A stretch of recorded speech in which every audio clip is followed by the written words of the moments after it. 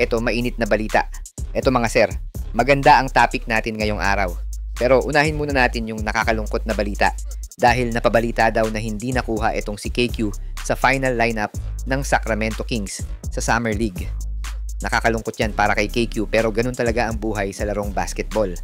Kaugnay ng topic natin ngayong araw, bakit nga ba hirap na hirap ang mga Pinoy na makapasok sa NBA? May mali nga ba sa mga players natin? May racial differences nga ba o malaking pagkakaiba ng talento natin sa mga ibang lahi? Pero bago yan, like and subscribe lang mga kabady para sa latest basketball news and highlights. Sa dami ng Pilipinong nagmamahal sa basketball, hindi mo maiwasang itanong, bakit wala pa ring full-blooded Filipino sa NBA? Meron na tayong mga half Pinoy tulad ni Jordan Clarkson or Jalen Green pero wala pa ring homegrown, pure-blooded Filipino na talagang umabot. Is it just about skill or may deeper issues na hindi natin agad nakikita? Paalala lang mga sir na this is just my personal opinions. Pwede rin kayo maglagay ng sarili nyong opinion sa comment section para mapag-usapan natin. Let's break it down into 3 key points. Number 1, systemic bias at stereotypes sa height at ethnicity.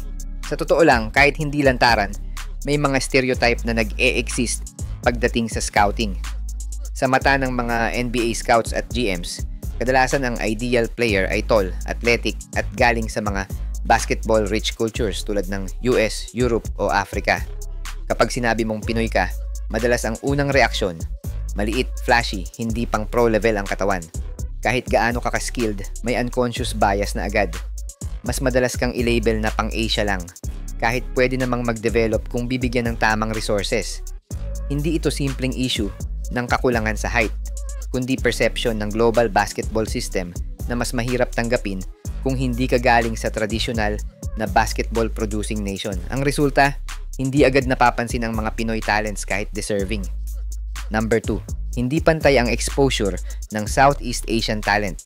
Ang NBA at mga scouting systems nito ay mas nakatuon sa mga bansa na may malalaking grassroots programs, structured pathways, at access sa NCAA level training. Sa Pilipinas, meron tayong UAAP, NCAA, at Gilas programs. Pero bihira itong sinusubaybayan ng US Scouts. Hindi dahil sa kakulangan ng talento, kundi dahil wala tayong stable exposure system na konektado sa NBA pipeline.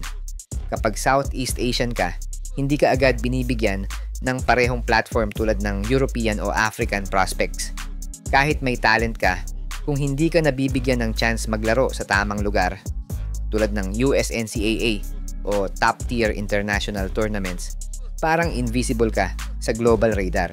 Ito ang dahilan kung bakit kahit may mga batang Pinoy na magagaling, hindi sila umaabot ng NBA Combine, hindi naiimbitahan sa draft camps, at hindi rin nare-recruit ng mga Division I schools.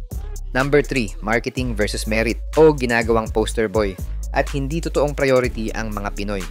Kapag may dugong Pinoy na may connection sa NBA, usually mga half Filipino, madalas ginagawa silang poster boy para sa Filipino market. Tuwang-tuwa tayo kasi may Pinoy pride sa liga.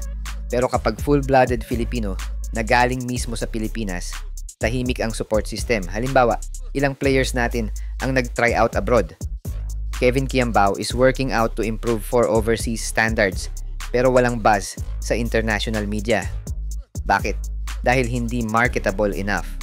Ang masakit pa, kahit may talent, parang mas pinaprioritize pa minsan ang looks o appeal kaysa actual development. So, nagiging token representation lang tayo, hindi real basketball assets.